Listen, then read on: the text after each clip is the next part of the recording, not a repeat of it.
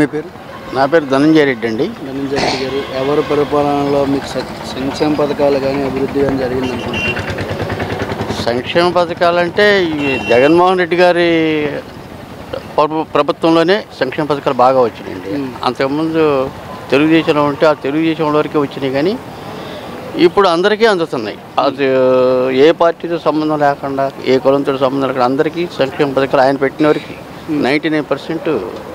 అంటే ఈ రాష్ట్రంలో సంక్షేమం ఒకటి ఉంది, అభివృద్ధి ఎక్కడని అడుగుతున్నారు. మరి దాని గురించి ఏం చెప్తారు? అభివృద్ధి ఏం కావాలంట?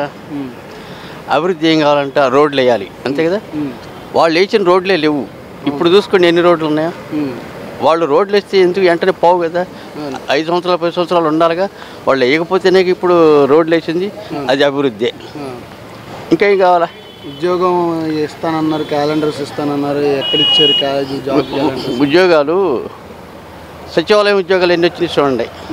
తర్వాత వాలంటీర్లు ఓరక ఇంటి దగ్గర ఉండే వాళ్ళకి కనీసం నెలకి 5,000 రూపాయలు వృత్తి ఇస్తున్నాడంటే లక్షల మందికి, అది అభివృద్ధిగా. మరి ఏ ఖర్చు లేదు కదా, బడి పిల్లల్ని ఈరోజు చదివించుకోవాలంటే ఏ ఖర్చు లేదు కదా. మరి అప్పుడు మీరు అభివృద్ధి సంక్షేమం రెండు చెప్తున్నారు, కానీ ఇక్కడ ఏంటంటే ఇటుపక్క కూటమి అభ్యర్థి గల్లా మాధవి, ఇటుపక్క ఏమో వైసీపీ అభ్యర్థి విడుదల రజనీ ఉన్నారు. వీరిద్దరి మధ్యన పోటీ ఎలా సాగుతుంది ఏంటి ఇక్కడ పశ్చిమ నియోజకవర్గంలో? మాకు గల్లా మాధవి ఆమె పోటీ మాకు లెక్కలేదండి. మేము లెక్కేసుకోవట్లే. అంటే మీరు లెక్కేసుకోవట్లే, కానీ పశ్చిమ నియోజకవర్గంలో టీడీపీ కంచుకోవటాన్ని విన్నాము ఒకప్పుడు. ఈ సంక్షేమ పథకాలు చూసిన తర్వాత డెఫినెట్గా విడుదల రజనీ గారు అక్కడ బాగా చేశారు. ఇప్పుడు ఇక్కడ కూడా అసలు ఎందుకు గెలవాలి విడుదల రజనీ అనే వ్యక్తి? ఎందుకు గెలవాలంటే ఇప్పుడు మన జగనన్న ప్రభుత్వం కోసం గెలవటం అండి. మనకి సంక్షేమ పథకాలు ఇవన్నీ ఇస్తున్నాడు కదా. ఇంకా మనకు కావాల్సింది ఏంటి? మనకి కరోనా టైంలో కూడా ఎంత ఆదుకున్నాడు కదా. మనకు కావాల్సింది ప్రతి ఒక్క మనిషికి కూడా ఎంతో కొంత డబ్బులు వస్తున్నాయా లేదా కదా. మరి రాష్ట్రం అప్పుల్లోకి వెళ్ళిపోతుంది, మీరు డబ్బులు తెచ్చేవని చెప్తున్నారు. దానికి రాష్ట్రం అప్పులో పోతుందని చెప్పి చంద్రబాబు నాయుడు గారు అంటున్నారు కదా. ఇవాళ 5,000 రూపాయలు వాలంటీర్కి ఇస్తే నేను 10,000 ఇస్తానంటున్నాడు. ఏ ఉద్దేశంతో ఇస్తానంటున్నాడు? అవును, అంటే ఇంకా డెవలప్లు కావాలనే, అంతేగా కదా. ఎక్కడ తెచ్చిస్తాడు? ఆయన మేనిఫెస్టో చెప్తున్నాడు కదా, ఇంత ఇస్తాను అంత ఇస్తానని. అసలు ఇది జరిగే పనులండి.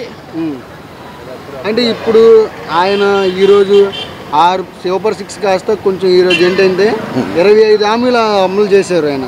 దానికి ఏం చెప్తారు? ప్రజలు ఎంతవరకు నమ్మే అవకాశం కనుకోండి. నాకు చంద్రబాబు నాయుడు గారి టైంలో రైతు రుణమాఫీ చేశారు. నాకు 1,50,000 రావాలి, నాకు 75,000 ఇచ్చాడు. తర్వాత ఇక ఆ బాండ్లు అంతే ఉన్నాయి. అసలు ఆ బాండ్లకు సమాధానం ఎందుకు చెప్పమని, సంతకం పెట్టి ఇచ్చిన బాండ్లకి సమాధానం ఎందుకు చెప్పమని. ఆయన ఎక్కడ మమ్మల్ని బొడ్డు చేర్చలేదు కదా. బంగారం తీరుస్తాను అది ఇదని చెప్పి అన్నాడు కదా. ఏది కాబట్టి ఆయన మాటలను మేము నమ్మమండి. అది అయితే విడుదల రజనీ గారికి ఇక్కడ ఎంత మెజారిటీ వచ్చే అవకాశం కనబడుతుంది? లేదంటే ఈసారి ఏమైనా గల్లా మాధవి గారికైనా ప్రజలందరూ మద్దతు చెప్పే అవకాశం కనబడుతుంది? లేదండి, గల్లా మాధవి గారికి అంత సీన్ లేదండి. రజనీ గారికి కొంత ఫాలోయింగ్, గల్లా మాధవి గారికి ఆమె ఎవరో మాకు తెలియదు అసలు. ఆమె ఇప్పుడు ఏముందండి, రజనీ గారు మినిస్టర్గా చేశారు, ఆమె ఎట్లా చేశారో మాకు బాగా తెలుసు. ఈ రోజున రజనీ గారు వస్తే ప్రజల్లోకి వస్తే అందరిని హత్తుకుపోతున్నారు. ఇంతవరకు మేము గల్లా మాధవి గారిని ఇంతవరకు చూశారు మేము. అంటే ఇక్కడ లోకల్ నాన్ లోకల్ అనేసి ఒక భావన వచ్చింది, దాని గురించి ఏం చెప్తారు? ఇప్పుడు గల్లా మాధవి అనే వ్యక్తి లోకల్ వ్యక్తి, ఓటు వేస్తే మన దగ్గరే ఉంటారు, మనం ఏదే సమస్యలైనా తెలుసుకోవచ్చు. ఆమె చెప్పేది అండి, ఆమె విడుదల రజనీ గారు ఫారెన్లో పుట్టలేదు, పుట్టింది ఇక్కడే పుట్టింది. ఆమె లోకలే కానీ నాన్ లోకలేం కాదు, లోకలే. అవును, అంతే. అయితే ఇక్కడ ఇప్పుడు పశ్చిమ ప్రజలకి మీరేం చెప్పాలనుకుంటున్నారు? అసలు ఈసారి ఎవరు వస్తే మంచి జరిగిద్దని మీరేం చెప్పాలనుకుంటున్నారు? మాకు ఈ సంక్షేమ పథకాలన్నీ చూసిన తర్వాత ఎవరు రావాలనుకుంటారు చెప్పండి. ఇప్పుడు 90%, 99% ఆయన చేశాడు కదా జగన్మోహన్ రెడ్డి గారు. ఇంకా మనకు కావాల్సింది ఏంటి? అందుకని మాకు రజనీ గారు రావాలి, జగన్మోహన్ రెడ్డి గారి పార్టీ రావాలి.